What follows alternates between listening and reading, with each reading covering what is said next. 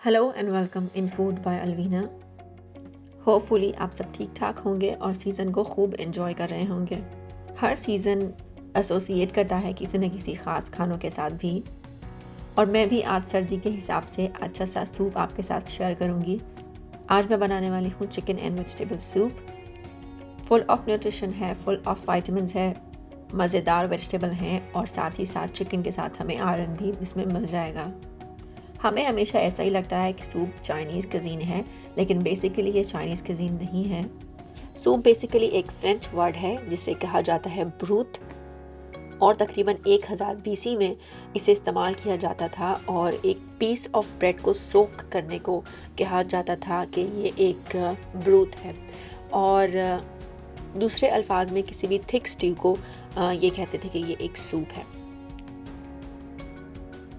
और भी काफ़ी सारी थ्योरीज़ हैं सूप के बारे में और इसके ओरिजिन के बारे में,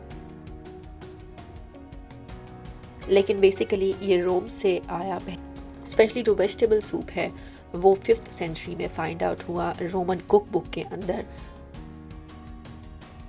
स्टार्टिंग में जो अनियन सूप होता था या जो कैबेज सूप होता था उसको ये लोग इटालियन कुजीन में शामिल करते थे। बहुत ही ज़्यादा हेल्थीएस्ट और न्यूट्रिशियस होता है सूप, स्पेशली जो सबसे ज़्यादा जिसे न्यूट्रिशियस सूप कहा जाता है वो है चिकन नूडल्स सूप, क्योंकि इसके अंदर बहुत ही लेस अमाउंट ऑफ कैलोरीज भी होती हैं और जो इम्यून सिस्टम होता है उसको भी काफ़ी हाई करने का इसके अंदर वाइटामिन रेशो होता है। वैसे तो आप सूप को डेली इस्तेमाल कर सकते हैं अपने डाइट के अंदर, एज लॉन्ग एज आपकी जो प्रॉपर अमाउंट है वो एक्सीड नहीं करती है, तो आप डेली भी इसको इस्तेमाल कर सकते हैं अपना इम्यून सिस्टम को स्ट्रॉन्ग करने के लिए, क्योंकि इसके अंदर काफ़ी सारे वाइटामिन्स होते हैं, काफ़ी मिनरल्स होते हैं और जो कैलोरीज़ हैं वो रिलेटिवली काफ़ी लेस होती हैं नॉर्मल फूड से। सर्दियों में वैसे भी बहुत मज़ेदार लगता है सूप का आइडिया कि बाहर बहुत ही सर्दी हो और जब आप घर में आएँ गरम गरम सूप तैयार हो, तो फिर इससे ज़्यादा मज़े का जो ट्रीट है वो कोई भी नहीं हो सकती।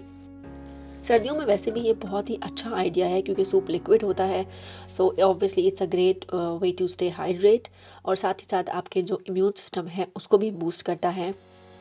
और सर्दियों में जो नॉर्मली हमें कोल्ड और फ्लू हो जाता है उससे भी बहुत ज़्यादा ही हमें बचाता है, क्योंकि ये ग्रेट एंटीडॉट है, स्पेशली तब जब आप बहुत बीमार हों। इसके अंदर वो सभी न्यूट्रिएंट्स होते हैं जो कि फ़ाइट कर सकते हैं किसी भी डिज़ीज़ के साथ। तो इसे इस्तेमाल करने के बहुत सारे फ़ायदे हैं, बस समझिए कि अनगिनत ही फ़ायदे हैं इसके।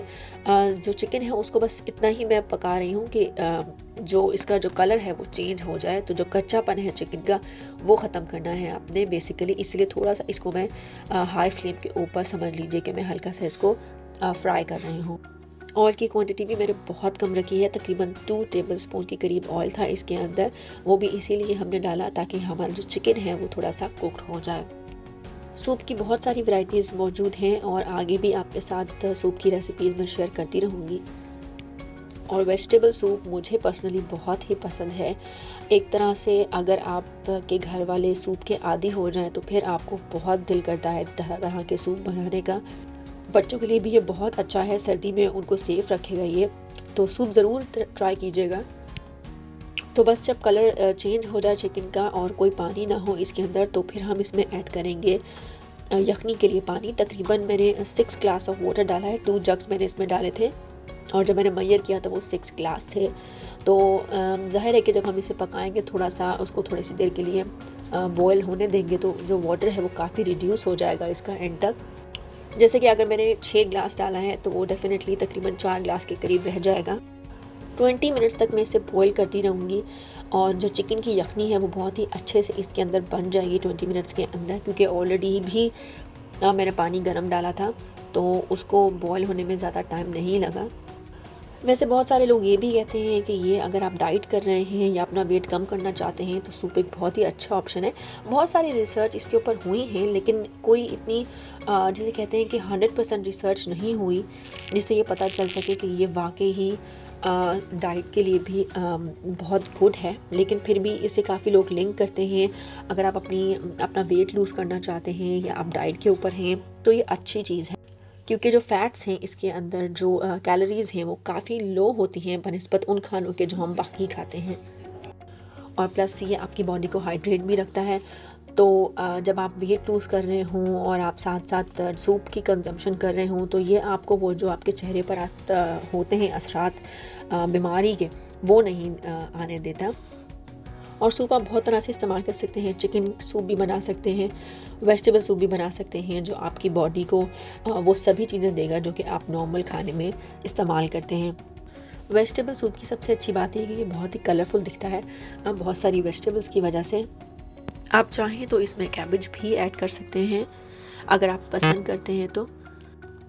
अलग अलग मुल्कों में इसे उन जगहों के हिसाब से ही बनाया जाता है। बाज़ जगहों पर इसे सूप के अंदर श्रिम्प्स भी यूज़ किए जाते हैं, प्रॉन्स यूज़ किए जाते हैं, फ़िश यूज़ की जाती है। तो जहाँ पर भी आप रहते हैं वहाँ के हिसाब से अलग अलग रेसिपीज़ आपको मिल सकती हैं। ये सभी इंग्रेडिएंट्स जो ऊपर कैप्शन में आ रही हैं आपको नीचे डिस्क्रिप्शन में भी मिल सकती हैं फॉर योर लेटर यूज़।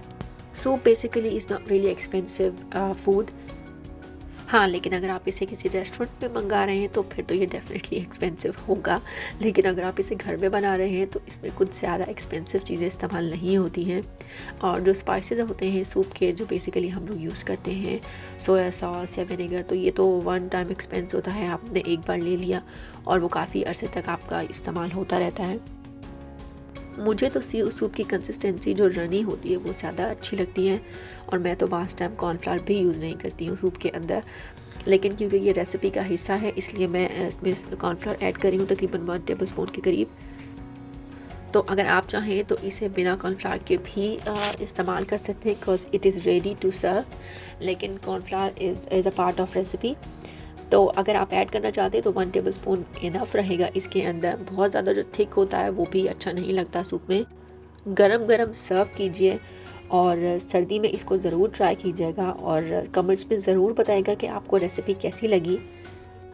आप इसे किसी भी जो क्रैकर्स होते हैं उनके साथ ले सकते हैं या ब्रेड स्टिक्स के साथ सर्व कर सकते हैं।